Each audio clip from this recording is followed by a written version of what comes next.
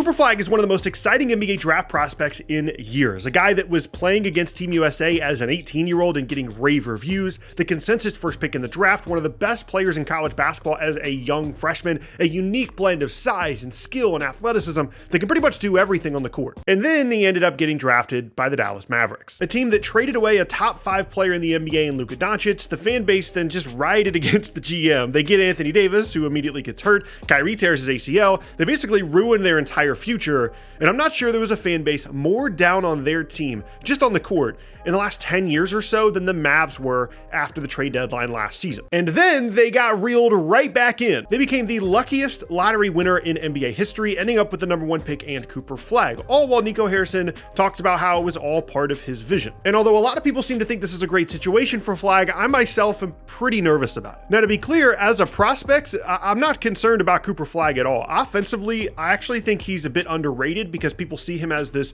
two-way force rather than this go-to bucket getter kind of guy, which is true. He doesn't have this super polished scoring game of someone like Kevin Durant or something, but his combination of size and handle and passing and improving shooting has really gone undervalued. With improvement, I could see him as like a Jimmy Butler style on-ball player, not a guy like Luka or someone you're just going to give the ball to every time down the floor to try and just create everything, but someone that attacks every mismatch, attacks every advantage situation off the catch, and can create a lot for you and attack the rim, even if he isn't a super high volume pick and roll player. And that comp works especially well because of some of the concerns about his three-point shooting, although that and his mid-range did improve at Duke. And then defensively, I mean, he does everything you'd want him to do as a star player. He cares, gives great effort, uses his athleticism to protect the rim, and is everywhere as a help defender. He isn't going to be some kind of like Kawhi level perimeter stopper or anything, but as just a floater and a defensive playmaker, the sky is the limit because of his athleticism,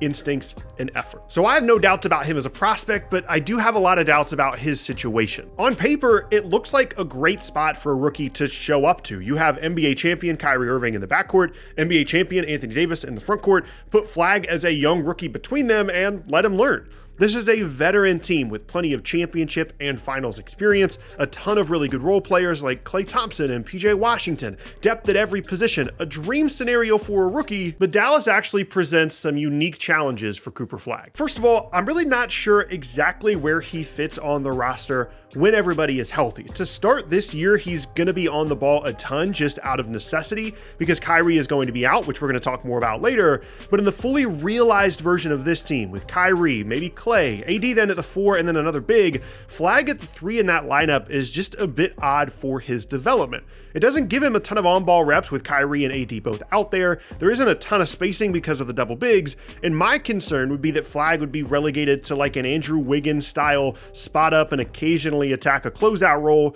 which would just not be good for his development. Now, there's obviously a ton of different lineups you can try with Flagg. That's one of the best things about him as a prospect. You could even try supersized lineups with him at the 1 or the 2, but just in general, his fit on this roster is more cluttered and confusing than I'd like it to be, which is the difficulty of his situation in Dallas. Even though the team around him is obviously much better than what is typical for a first overall pick, and they're going to win more than most #1 overall picks do, what does that mean for his development? The inconsistency of his role, especially once Kyrie Irving returns from injury, could be a huge issue. While Kyrie is out, the Mavs have been very vocal about the fact that they're going to have him creating on the ball a ton, which will be fantastic for him.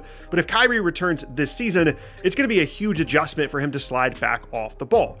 All of this sounds like a good problem to have, and it kind of is. Having good players around your first overall pick is obviously a good thing, but I just worry about Flagg kind of being put into this mold of a do-it-all player when I really think he can be so much more than that if developed properly. And although this is a pretty unique situation, it isn't something completely unprecedented. In the past, examples of situations similar to Flagg's are not kind to him. The biggest one that comes to mind is when James Wiseman was in Golden State with the Warriors. At the time of the 2020 draft, the Warriors had just had a nightmare season. They lost Kevin Durant to free agency, Klay Thompson was hurt in the finals, then during the season, both Steph and Draymond had injury issues, and they had the bones of a championship caliber team still, but everyone was hurt, so they ended up with the 2nd pick in the 2020 draft. The glaring hole in their roster for years had been at the center spot, so they drafted the most talented big in the class, James Wiseman. He was very raw as a prospect, but had crazy upside. And whatever you think about him as a player, what happened in the beginning of his career certainly shows the dangers of a situation like his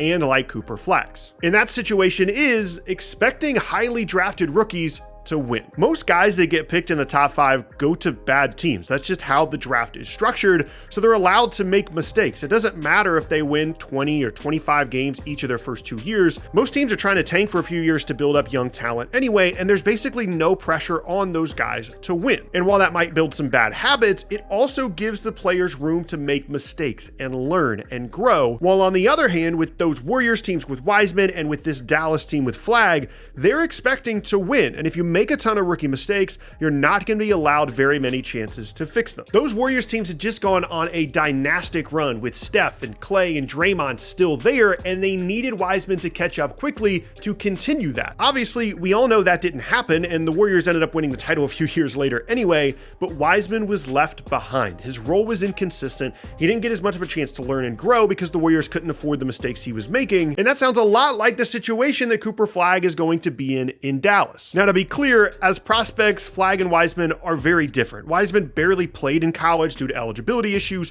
while Flagg was incredible as a freshman and projects as a much better player, not to mention he has the skill set to impact winning right away if needed. But what happened with Wiseman is definitely a bit of a cautionary tale here. I mean, this Mavs organization has as much pressure on it as any team in the league. They went all in trying to win with this Anthony Davis and Kyrie Irving team.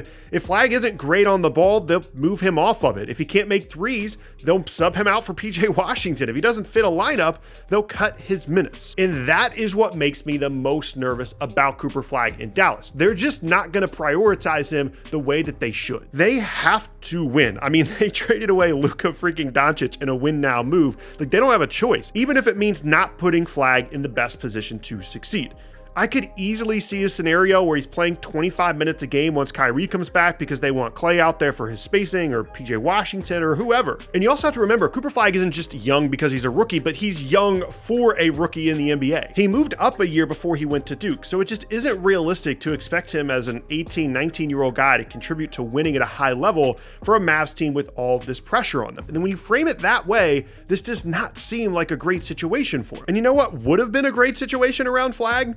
Luka Doncic, or even if they were committed to trading Luka, trading him for a bunch of stuff for the future to help build around him, but they didn't do that. They moved him for a win-now player in Anthony Davis. And if this doesn't work out, if Kyrie can't get healthy in time and AD is never healthy, the future of this Mavs team around Cooper Flagg looks rough. They don't control any of their first round picks from 2027 to 2030. The only real young assets they have on their team are Flagg and Lively, and the only real great future pieces they have outside of that is like maybe Max Christie, and that's it, which is truly the nightmare scenario here. What if the Mavs don't prioritize developing Flagg because they want to win now, and they win like 48 games for 2 straight years, and they don't make deep playoff runs? Then Kyrie and AD age out of their late prime, and it's just Flagg and Lively left over with no picks. But Flagg isn't as good as he should have been because he's been standing in a corner waiting for Kyrie and AD to do something for the last 2 or 3 years. Now, obviously, that's a super pessimistic view of someone that hasn't even played an NBA game yet. There's a lot of ways that this could go. He might just turn out to not be very good. He could be amazing, and once Kyrie comes back, the Mavs are suddenly a title contender. There's obviously a wide range of outcomes for Flagg and the Mavs. I'm just concerned that what is supposed to be a great situation for him in Dallas